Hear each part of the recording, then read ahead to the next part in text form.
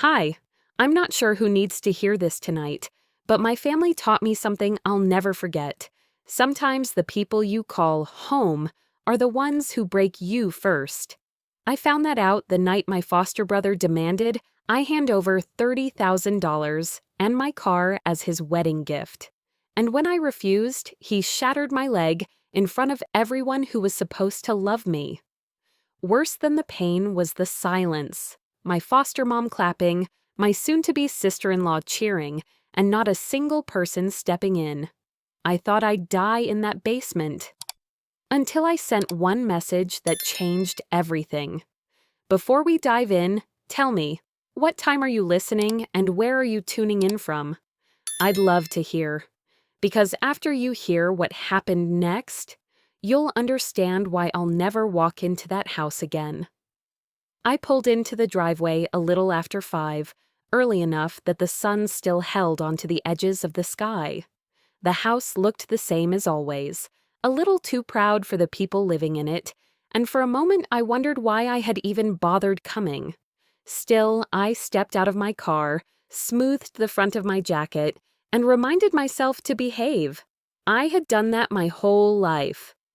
I carried a small gift bag, nothing flashy, just something polite for an engagement dinner I hadn't expected to be invited to.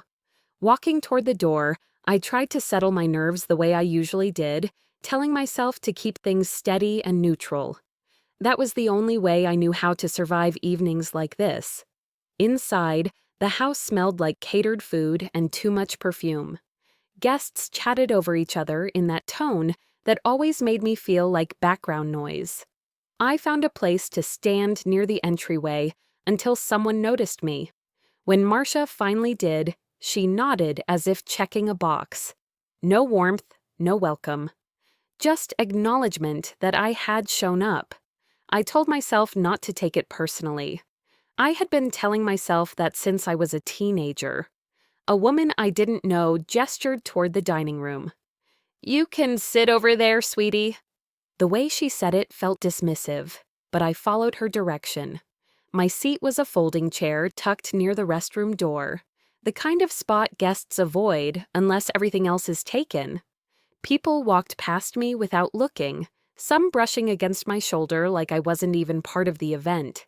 Someone asked if I could grab them a glass of water, assuming I worked for the caterer. I managed a small smile and said I wasn't staff. The woman blinked and walked away without an apology. I stayed quiet, placing my modest gift on the far end of the table. I didn't want to draw attention to myself. That old ache stirred in my chest, the familiar reminder that no matter how hard I tried, I never felt like I belonged here. I breathed slowly, trying not to let the discomfort rise too quickly. A few minutes later, Harlan swept into the room with that loud laugh he used when he wanted to seem charming. He spotted me and walked over, slinging an arm across my shoulders as if we were inseparable. His fiancée followed behind him, glued to her phone, barely lifting her eyes. "There she is," he said, as if I had done something impressive by sitting alone. "My little sister, you made it." I gave a polite nod. "Congratulations, I brought you a gift." "Oh, that? Cute." He dismissed it with a glance before pulling me toward the hallway. "We need to talk real quick." I followed, careful not to trip on my chair legs as I stood. He led me near the kitchen, where the noise from the crowd softened but didn't disappear. He leaned in like he was sharing good news. "So, listen," he said. "For the wedding, I was thinking you could help out. You know, really step up." I felt my shoulders tense. "Help out how?" He grinned, pleased with himself. 30 grand, that's reasonable. And maybe your BMW? It would look great if I drove it in the photos. Kind of sets the tone for the whole event." For a second, I honestly thought he was joking. The casual way he said it made my stomach twist. I had helped him before. I had helped all of them, financially and otherwise, without ever expecting anything back. But this was something else entirely. I can't do that, I said quietly. Harlan laughed like he hadn't heard the words correctly. What do you mean? You're doing fine. You've always done fine. I said I can't. My voice stayed calm, but my pulse kicked hard. I felt the weight of years pressing on me, every time I'd said yes when I should have said no. He stared, his smile starting to crack. Come on, don't start acting difficult. It isn't being difficult, I said. I just can't. He squinted at me, confused and annoyed. Then he stepped back like the air between us had changed. You're serious? I nodded. The hallway felt too bright, too exposed. Marcia was watching from across the living room, her expression sharp and unimpressed, like my refusal confirmed something she'd always thought about me. Harlan exhaled hard and shook his head. Then he walked back into the dining room, louder than before. He lifted his glass and tapped it with a fork, calling for attention. Everyone, he announced. Aileen has decided she's not supporting the family. She thinks she's above helping. Chatter died. A few guests looked at me with raised brows. Someone whispered that I had always been ungrateful. Another person said, "Some people forget where they came from." I stood there, gripping my purse straps so tightly my fingers ached. I didn't defend myself. I didn't rush to clarify. I had spent my whole life holding my tongue because it was the only way to avoid trouble, to keep the peace, to stay invisible. But something inside me shifted then, small, steady, unmistakable. I straightened my posture. The noise around me grew sharper, like every sound was suddenly clearer than before. And that was the moment I knew something far darker was waiting for me that night. The room hadn't changed, but something in me had. I stepped back into the dining area, steady on my feet, even though my chest felt tight.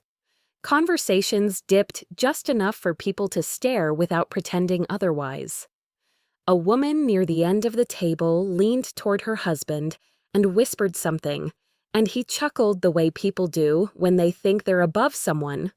Another voice called me the ATM sister, and the table reacted as if it were a punchline meant to be shared. I kept my expression even. I made sure my steps were measured, not hurried. The last thing I wanted was to give them any sign that I felt shaken. I found my seat again, the folding chair by the restroom door, and rested my hands in my lap to keep them from trembling. I reminded myself to breathe in a way that didn't show strain. I had done this routine so many times I could perform it without thinking. Still, the sting was real. It spread across my chest and sat there like something heavy I couldn't set down. No one stopped to ask if I was all right. No one wondered how it felt to be singled out like that.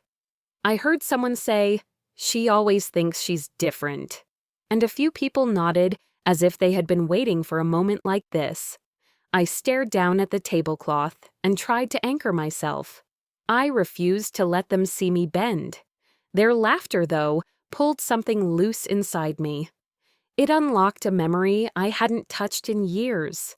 I could see the backpack Harlan used in 10th grade, the zipper always stuck, the fabric thinning at the edges.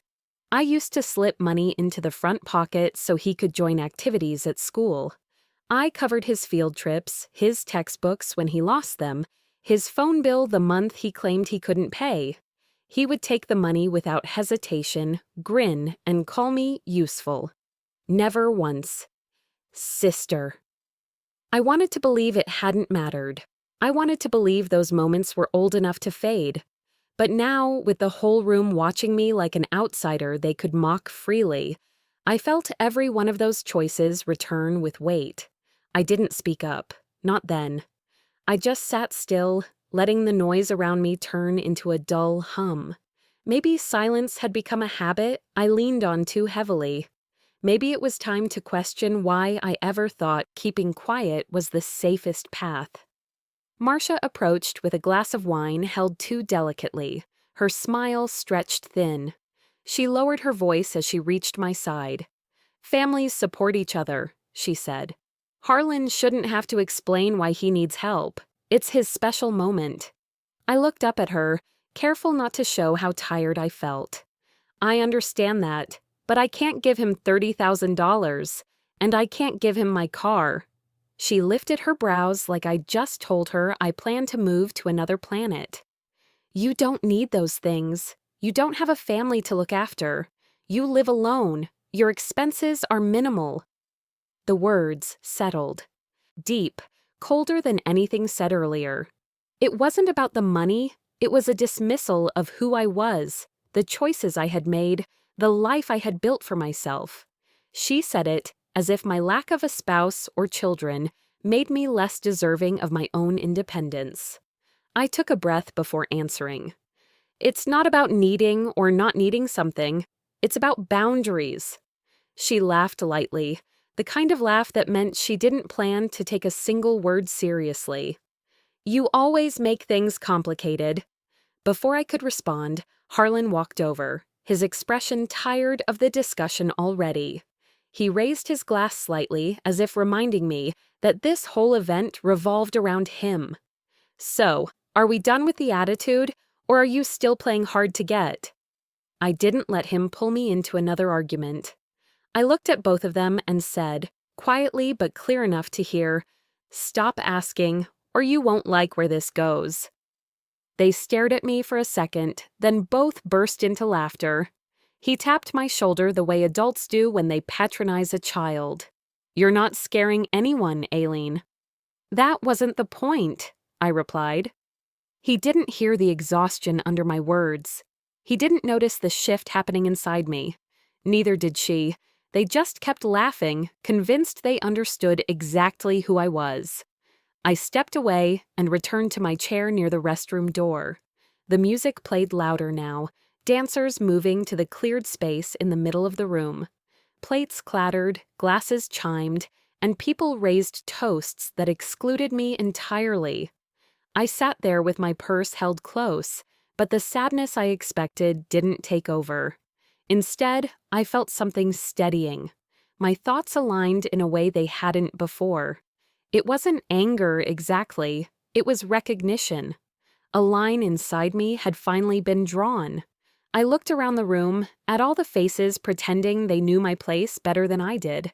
The celebration blurred, not from tears, but from detachment.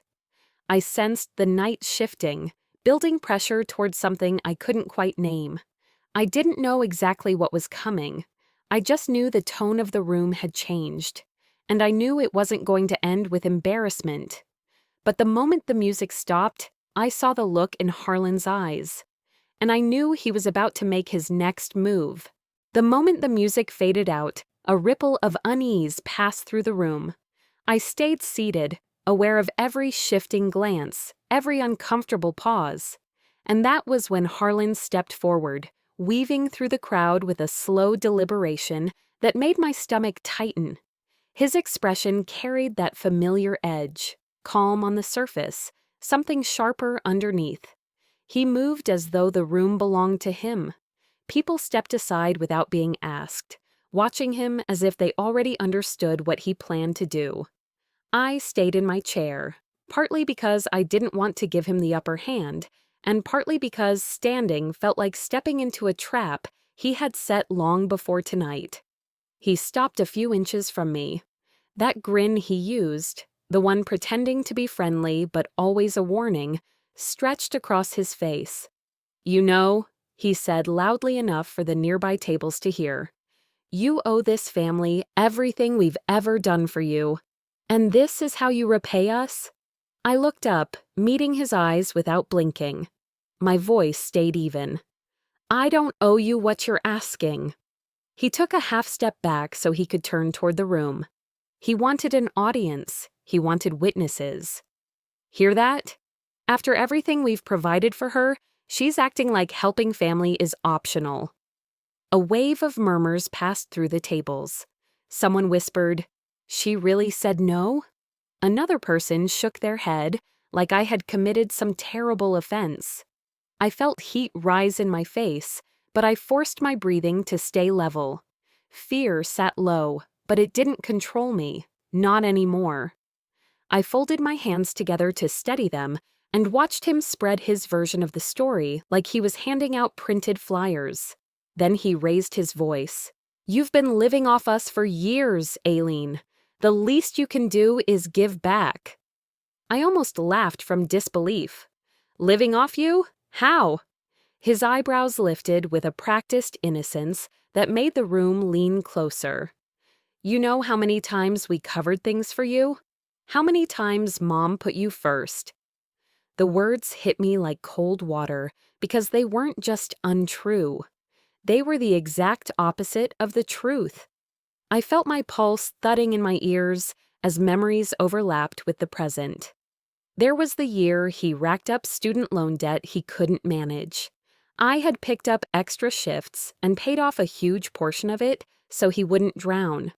I remembered slipping into grocery stores after work to fill their pantry when Marcia was out of a job, pretending I didn't see her hide the grocery receipts and present them to neighbors as her own effort. And the down payment on the house, my contribution vanished from their memory as soon as the keys were handed over. And yet here he stood, flipping the story so cleanly that if I hadn't lived it, I might have believed him too. Watching everyone nod along felt like a curtain lifting in my mind. I had always known the dynamic was unfair, but this was the first time I saw the entire performance from beginning to end. Unfiltered, rehearsed, familiar. The chatter died down, enough for the music to start up again, but no one returned to normal conversation. Eyes stayed locked on me, waiting, judging. Some of them probably convinced themselves they had always suspected I was the one draining the family.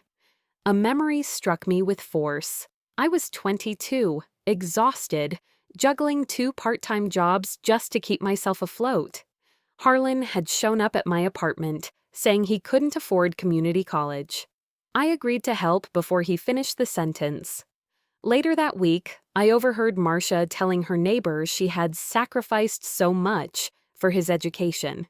She said it proudly, as though I hadn't handed over money I barely had. I hadn't thought much of it then. I'd told myself it didn't matter who got credit. I just wanted him to do well. But now, in this room, surrounded by people who had rewritten every favor into something they had done for me, I understood why I had felt invisible for so long. They didn't forget my contributions. They erased them because it made their lives easier. Harlan leaned in until I could feel his breath against my ear. "Don't drag this out," he whispered. "Go up there and tell everyone you changed your mind. Say you're giving the money. Say it before you embarrass me any further." His hand came down on my shoulder and tightened. Hard. I stiffened but didn't pull away. He wanted me to flinch. He wanted fear to look obvious on my face. "I'm not doing that," I whispered back. He froze. For a second, shock flickered across his features. Then something colder followed. A calculation, a warning, maybe even a promise. "Don't make this ugly," he said softly. "It's already ugly," I replied. When he stepped back, a wave of attention followed his movement. People expected me to crumble. A woman near the center table muttered, "Ungrateful girl." Another sighed as if she were exhausted by my existence. Even Marcia pressed her hand to her forehead dramatically, whispering, "She's ruining the night." Some of them stared at me with quiet disappointment, others with irritation, and a few with something resembling disgust. It would have sliced me open years ago, but now it felt distant, almost like watching a scene unfold on a television screen rather than living inside it. I rose slowly from the folding chair. My legs were steady. My voice stayed level. Harlan stared at me like he didn't recognize the woman standing in front of him. He had been expecting the version of me who nodded, apologized, and carried whatever weight he handed over. He didn't know what to do with someone who refused to bend. I held his gaze without blinking, feeling a quiet resolve settle into place. I wasn't trying to win an argument or make a point. I was simply done playing the role they assigned me. He stepped closer, and in his eyes I saw a decision forming, one that would change everything about that night. He stepped closer, and the shift in his face told me everything. Whatever he had decided, it wasn't going to stay harmless. I drew a steady breath, trying to stay rooted where I stood, even as the room leaned in like a crowd waiting for the next act. When his hand snapped around my arm, the pressure was so sudden it sent a sharp ache up toward my shoulder. Conversations cut off mid-sentence. Glasses paused mid-air, but no one stepped in. The quiet spreading across the room wasn't concern. It was expectation, heavy and cold, as if everyone had been waiting to see how far he would take this. His fingers tightened again. "We're not done," he muttered, voice pitched low enough for only a few people to catch it. I kept my jaw set. My instinct was to pull back, but I knew that would make the moment worse. Behind him, his fiancée stood with her arms folded, watching like the whole thing was a show she'd been promised front row seats to. Her smirk sharpened the humiliation, but anger edged its way into my chest, steady and controlled. Before I had time to prepare myself, he tugged me toward the middle of the room. My heels scraped lightly against the hardwood floor as I tried to find my footing. Music still played from the speakers in the corner, but it sounded distant, out of place, like the soundtrack to someone else's evening. He cleared his throat loudly. "Everyone," he said, gesturing toward me as if presenting a prop. "There's been a misunderstanding. My sister here wants to clarify something."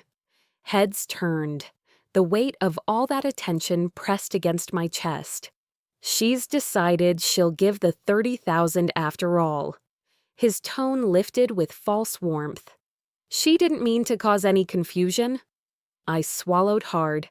The dryness in my mouth made it difficult to speak, but I wasn't about to let him script this scene for me. My voice wavered at first, then steadied. "No, that's not true. I didn't agree to anything." A collective murmur filled the room, shock, annoyance, disbelief all tangled together.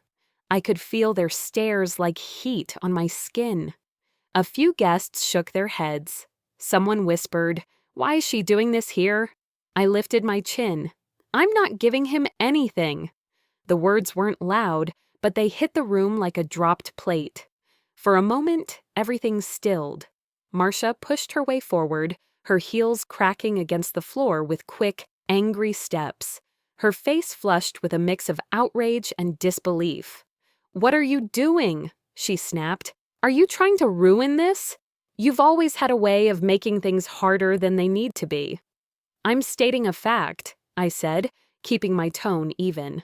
"I'm not giving away my savings or my car. That isn't unreasonable." She pointed a trembling finger at me. "You are selfish. After everything this family has done for you, this is how you repay us?" My chest tightened, but I refused to shrink. "Everything I earned on my own. You know that." Her mouth fell open for a second, like the words had stunned her, not because she disagreed, but because I dared to say them out loud. Around us, the guests shifted uncomfortably, unsure of whether to watch or look away. Harlan stepped between us, shoulders squared. His voice dropped into a lower, harsher register.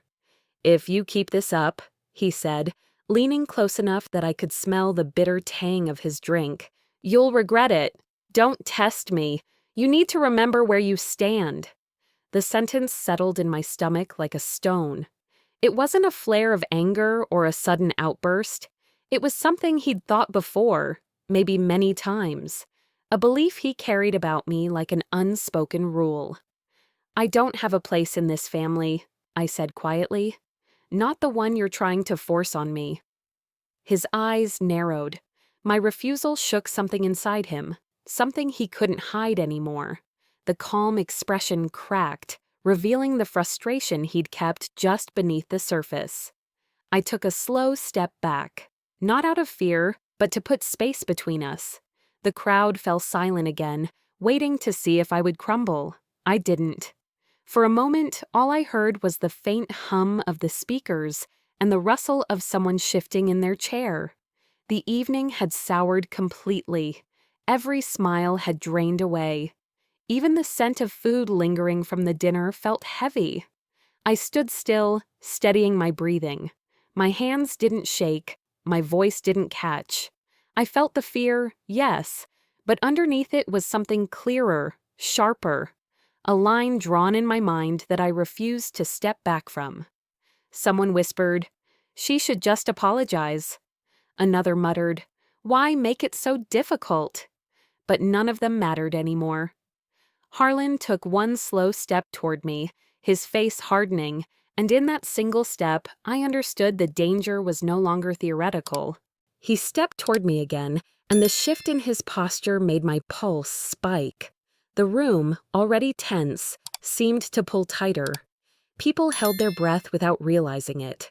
I backed up only enough to keep him in view, not enough to surrender ground. And then he lunged. It wasn't a stumble or a heated rush. It was deliberate. Both his hands clamped onto my arms, squeezing so hard it sent a sharp current all the way up to my shoulder. Chairs scraped behind him as guests jerked back. Someone gasped. I heard it plainly, but no one moved closer. Not one person stood between us. His grip tightened. "You should have listened while this was still polite." He growled quietly, his breath hot near my cheek. The panic that shot through me was instant, raw, almost disorienting. I tried to steady myself, planting my feet, but the pressure of his fingers made my balance unsteady. He shoved me. My back hit the wall hard enough that the picture frame behind me rattled and dropped to the floor with a crack. A few guests flinched at the sound. Still, not a single voice rose to stop him. It was as if everyone had silently agreed to step aside and let him handle me. My vision blurred for a second from the impact. When I looked up, his expression had shifted into something darker than irritation, something close to satisfaction. Then came the blow. It landed fast, a quick snap that blurred the edges of the room. A faint metallic taste filled my mouth. The ringing in my ears drowned out every whisper for a few seconds. I lifted my hand toward my cheek, but he didn't give me time to respond. Behind him, Dahlia let out a soft laugh. An actual laugh. Marcia crossed her arms and muttered, "This has been a long time coming." Those words cut deeper than the strike. I shouldn't have been surprised. The cruelty itself didn't shock me. What stunned me was how freely they approved of it, like they'd been waiting for someone to finally correct me.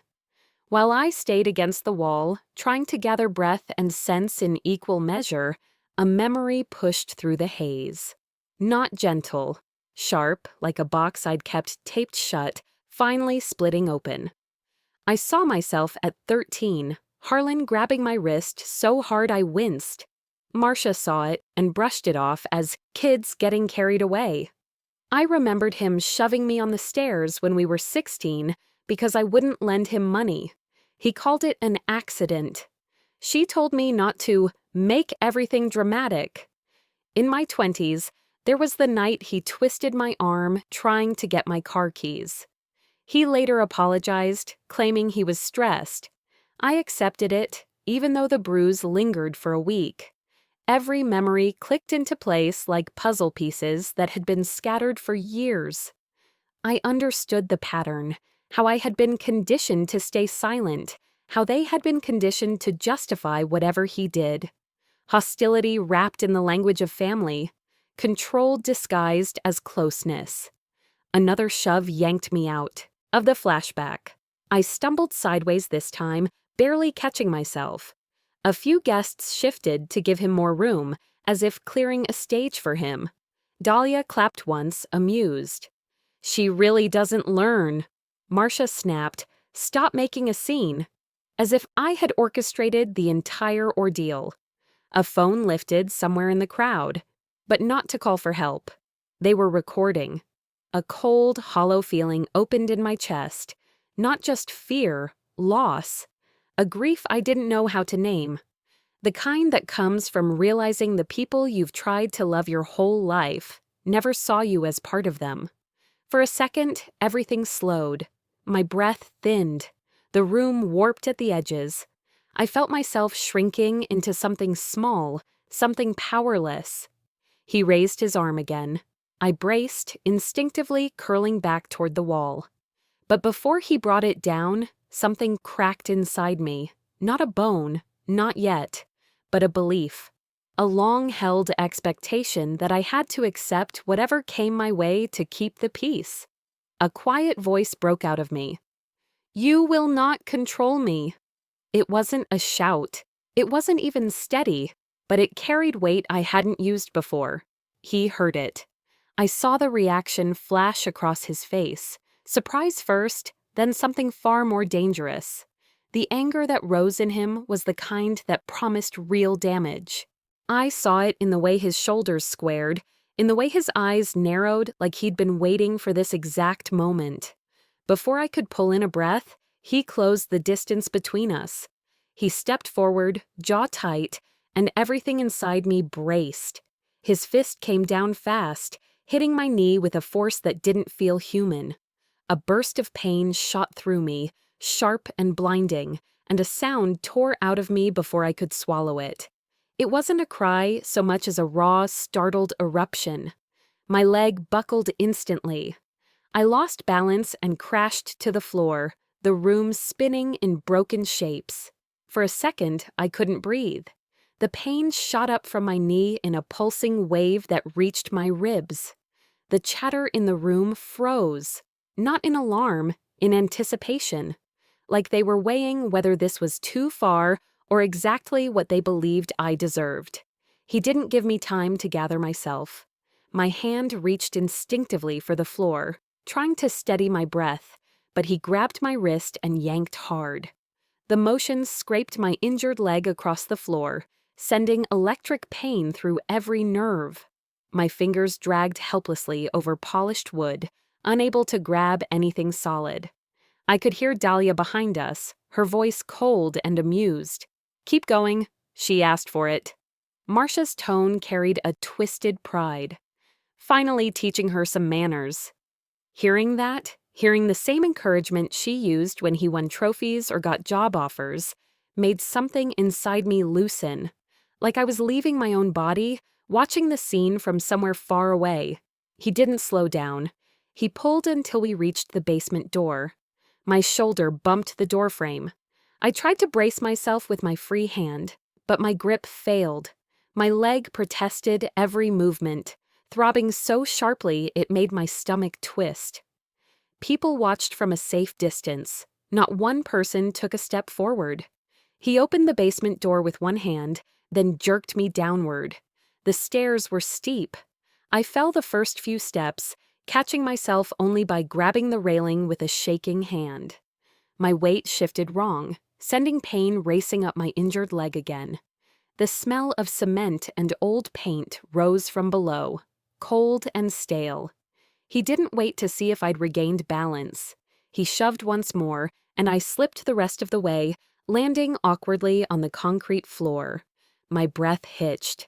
I tried to pull myself up on my elbows, but the pain made my arms tremble. The door swung shut above me. The bolt slid in place with a heavy click. From the other side, his voice came sharp and satisfied. "Learn your place." Footsteps moved away. Laughter followed. Dahlia's light and amused. Marcia's loud and approving. A few others chimed in with uneasy comments, trying to sound casual about something far from casual. Then silence. The basement was dim, the kind of dim that made everything blur together. I lay on my side, clutching my leg, trying to pull air into lungs that didn't want to cooperate. The cold from the concrete seeped into my skin. The walls felt too close, the ceiling too low. Every part of me ached, not just from the injury, but from the realization of how easily they had cast me aside. I tried to shift my weight, but the pain shot up again and left me shaking. My vision wavered at the edges. I thought of every moment they had brushed off his behavior, Every time they'd told me I was too sensitive. Every time I'd convinced myself they didn't mean to hurt me. Now I saw the truth. Hurting me had never been an accident. It had simply never been exposed before. Tears welled without permission. Not from the pain, though that was its own storm. It was the loneliness that hit hardest, that complete, crushing abandonment. "I can't do this anymore," I whispered into the darkness. The words came out weak, thin. But once they were spoken, something inside me split open. Not a clean break, a messy, heavy fracture. The kind that changes you. As the darkness closed in, one thought cut through the pain. Someone needed to know what they had done to me. That clarity pushed through the fog just long enough for me to move my hand a few inches across the cold concrete. Every shift of my body sent a pulse through my leg that made my breath hitch. But I kept reaching, inch by inch, until my fingertips brushed something smooth. My phone. It had slid out of my pocket when I fell. The screen was cracked, dust settling across the glass. But when I pressed the side button, it lit up. A soft glow in the dark. For a moment, that tiny light felt unreal, like finding a match in a storm. My vision wavered, but I held the phone close. Service flickered in the corner of the screen, teasing me. Every bar that appeared felt like hope. Every bar that vanished felt like a countdown. My thumb shook as I unlocked it. His name was there at the top of my contacts. Dad. Seeing it pulled up every memory I'd buried. His stern warnings, his quiet intensity, the way he looked at me when I was little and said, "When people show you their nature, don't wait for them to change." I had waited anyway. I tapped call. The line tried to connect for 3 seconds. Then the screen flashed failure. My stomach twisted. I tried again, but the basement swallowed the signal. Even the phone seemed to feel the weight of the walls around me. My breathing grew uneven. The air felt heavy. My leg throbbed in a slow, punishing rhythm. If the call wouldn't go through, I had one more option. I pressed record. My voice came out strained, shaky. "Dad, I'm hurt. Harlan did it. They all watched." I swallowed hard, feeling my throat tighten. "I need help." It was all I could manage before my voice broke. I hit save. I hovered over send, waiting for a sliver of signal. A single bar blinked into existence, then faded. Another blinked, then disappeared. I waited, clutching the phone so tightly my hand trembled. Above me, footsteps crossed the floor. Laughter followed, glasses clinked. They were still celebrating, still enjoying themselves while I lay broken beneath them. Then Dahlia's voice drifted down through the boards. "Leave her down there. She'll cry herself silent eventually." Marcia chimed in with something colder. "She wanted attention. Now she has it." A shaky breath escaped me, more from heartbreak than physical pain. They weren't just unbothered, they were certain nothing would ever come of this. They believed they were untouchable. In that moment, something in me clicked into place. Not rage, clarity. Every year I spent trying to belong. Every birthday where I bought the cake instead of receiving one. Every family dinner where I disappeared into the edges so they wouldn't complain. Every sacrifice I handed over like it was expected. They didn't care. They never had. I was only valuable when I was giving something. And now that I had nothing left to give, they had no use for me. I looked at the phone again. The voice message still waited unsent. The signal blinked faintly.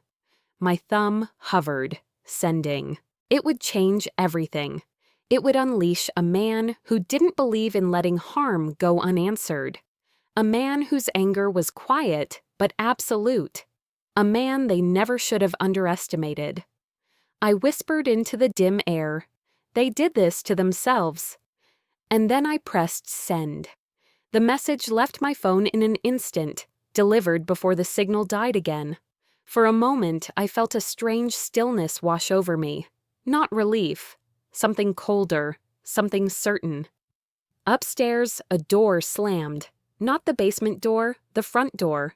Heavy, sharp, final. The sound cut through the house like a warning. The party noise stopped immediately. Conversations choked off mid-sentence. Someone whispered, "Who is that?" A chair scraped. A glass hit the floor. The tension seeped through the ceiling as if the house itself sensed what had arrived. My father was here, or close enough that the air shifted in expectation. I exhaled once, long and unsteady. It wasn't comfort, it wasn't fear. It was acceptance of what I had set in motion. Then, from upstairs, a deep voice called my name. "Aileen!" I froze. And when a deep voice called my name from upstairs, I knew the night had finally turned. The moment his voice carried through the house, everything inside me tightened. It came down the basement stairs slow and steady, settling into the air the same way heavy weather settles before a storm. I'd heard that tone my whole life. Controlled, measured, the kind that made grown men rethink their choices before he ever finished a sentence. I tried pushing myself upright, but the pain in my leg shot upward and stole my breath. I eased back down, palms shaking against the cold floor. The basement door creaked, a long, dragging sound that made my pulse race. A shadow stretched across the steps, unmoving, broad, unmistakable. Then the light flicked on. My father stood in the doorway, filling the frame as if the house itself had been waiting for him. His eyes swept over me, my bruises, my swollen knee, the dirt smeared across my arms. He didn't look away, he didn't speak. And in my father's language, silence was never uncertainty. It was judgment settling into place. Relief hit me first, sharp and overwhelming. Then shame tangled into it, the kind that comes when someone finally sees what you've tried to survive quietly. He stepped down each stair with deliberate calm, knelt beside me, and without asking permission, slipped one arm behind my back and the other beneath my knees. The movement sent a flash of agony through my leg, bright enough that I had to clench my jaw to keep from crying out. He lifted me like he had done when I was a child who'd fallen off her bike, firm, steady, with a strength that didn't ask for agreement. It felt less like being comforted and more like being carried as evidence. His grip wasn't tender, it was purposeful.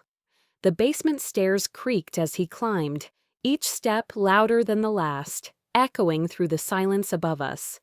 When he pushed the basement door open, the room beyond froze mid-breath. Dahlia lowered her phone so quickly it nearly slipped from her hand. Marcia's mouth hung open, an unfinished word caught in her throat. And Harlan, standing near the counter, lost every ounce of arrogance he'd worn all night.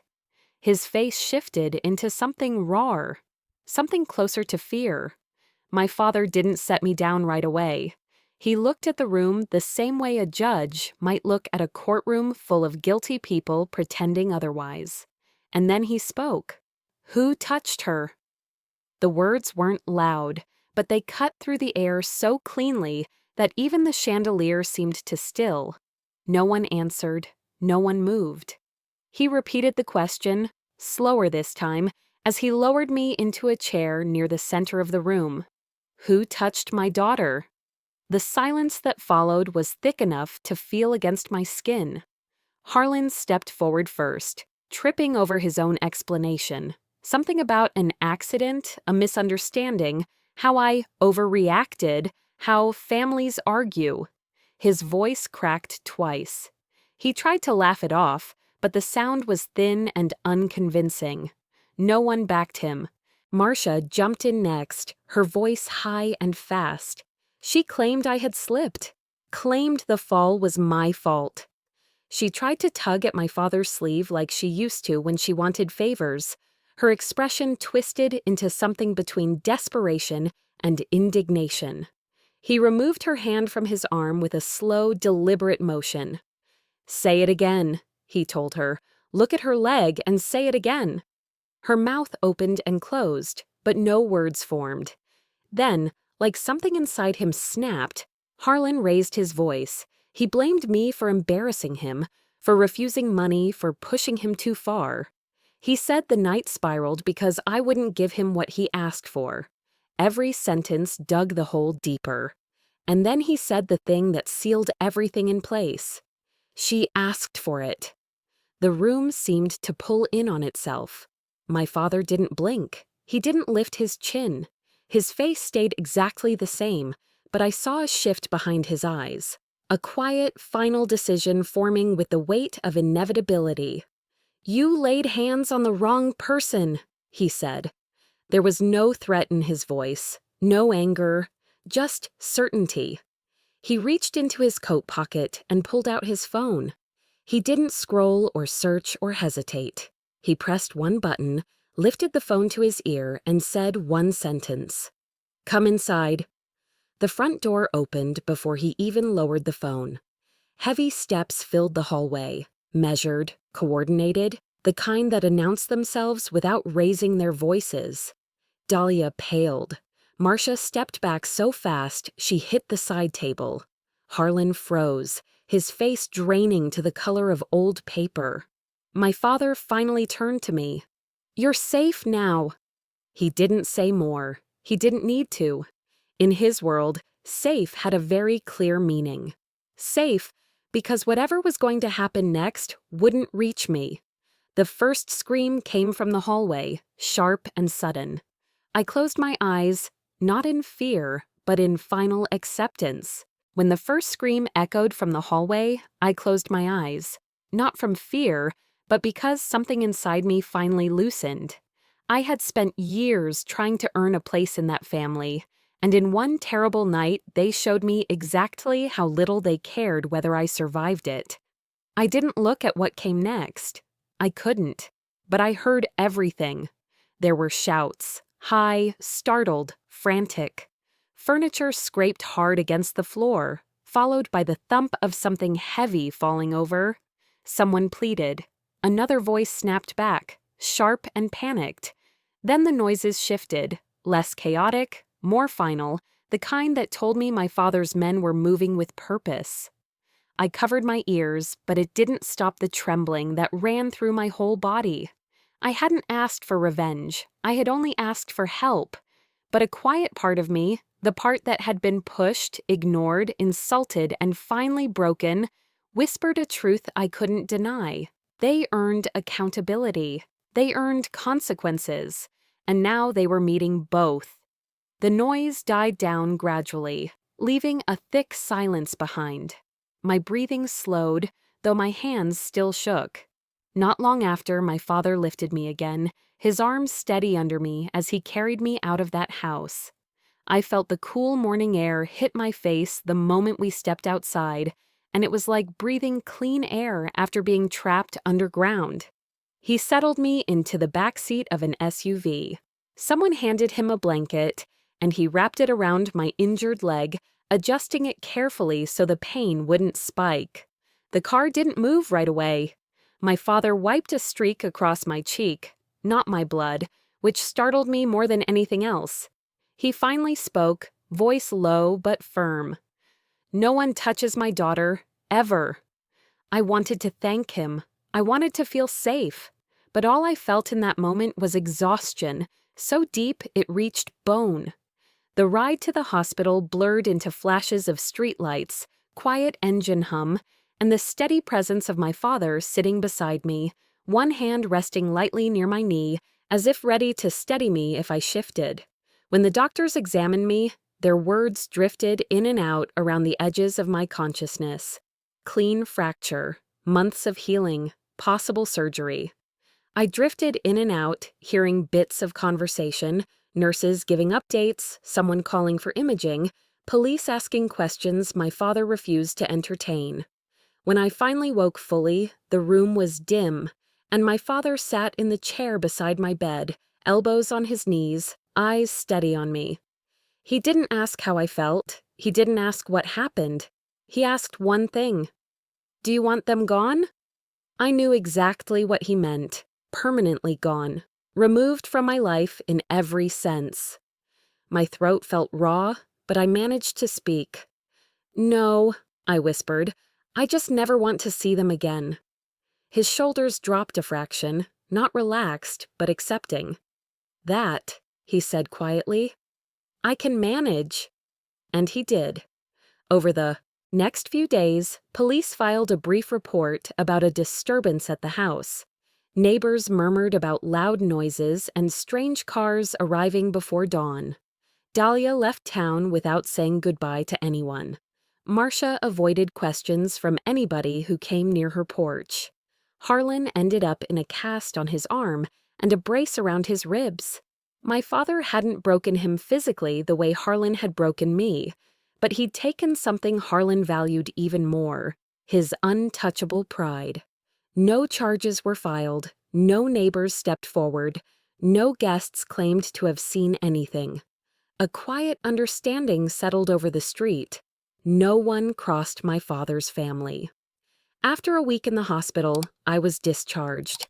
My father hired a driver to take me home to my apartment.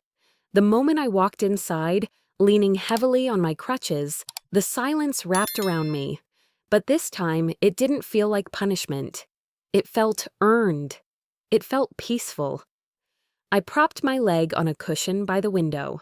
Sunlight crept across the floor in a slow, warm line. I watched it stretch toward me and felt something inside my chest settle in a way it hadn't in years. Over the next days, I deleted old photos. I blocked numbers I had spent years hoping would call me with kindness. I made space, real, honest space, in drawers, in digital folders, and in my own mind. For the first time in a long time, the quiet in my home wasn't loneliness. It was freedom. I thought about the basement, about the pain, about how close I had come to disappearing inside a family that never intended to protect me. But I also thought about the moment that changed everything.